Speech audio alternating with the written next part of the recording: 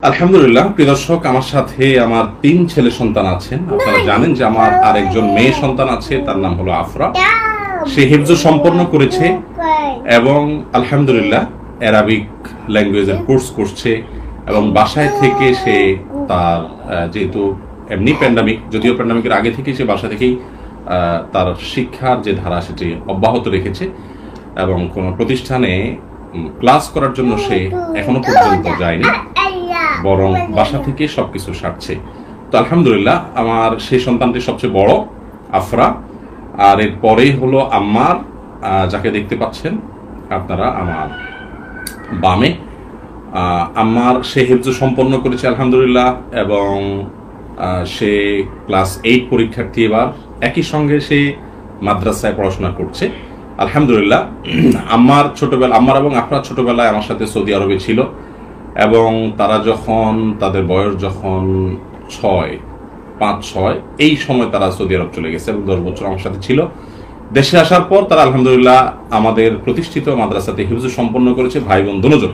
আর এরপরে আমার ডানে আছে আব্দুর রহমান হলো অ্যারাবিয়ান শেখ।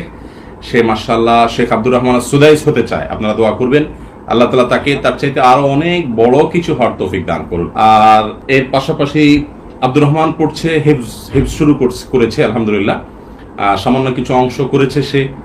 আর সে খুবই ট্যালেন্ট একজন মানুষ আলহামদুলিল্লাহ। সবসময় সে অ্যারাবিয়ান ড্রেস পরতে পছন্দ করে। এর একটা কারণ আছে অবশ্য, কারণ হলো তার জন্ম হয়েছে সৌদি আরবে। আপনারা অনেকে হয়তো জানেন বা অনেকে জানেন না, সৌদি আরবের দাম্মামে জন্মগ্রহণ করেছেন তিনি, যার কারণে অ্যারাবিয়ান ফুড, অ্যারাবিয়ান কালচারের প্রতি তার একটা বিশেষ দুর্বলতা আছে। এই জন্য সে আজকে দেখতে পাচ্ছেন আপনারা যে অ্যারাবিয়ান শেখদের রুমাল পরে এসেছে এবং মসজিদেও সে এটা পরে যাওয়ার চেষ্টা করে আলহামদুলিল্লাহ।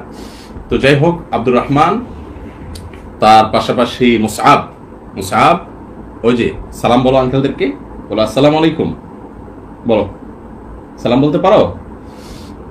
সে হলো মুসআব আলহামদুলিল্লাহ। মুসআব খুবই ক্যামেরার সামনে শান্ত স্থির মানুষ, ক্যামেরার পেছনে বড় অস্থির একজন মানুষ। এই যে অস্থিরতার আলামত সে অলরেডি দেখাতে শুরু করেছে এবং ইতিমধ্যে সে আমাদের স্টুডিও ত্যাগ করে চলে গেছে, ক্যামেরার সামনে থেকে চলে গেছে।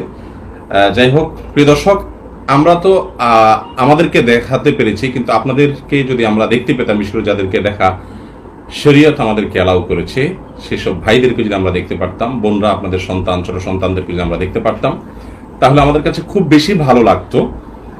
আল্লাহ রাব্বুল আলামিন আপনাদের সকলকে কবুল করুন, আমাদের সকলকে কবুল করুন।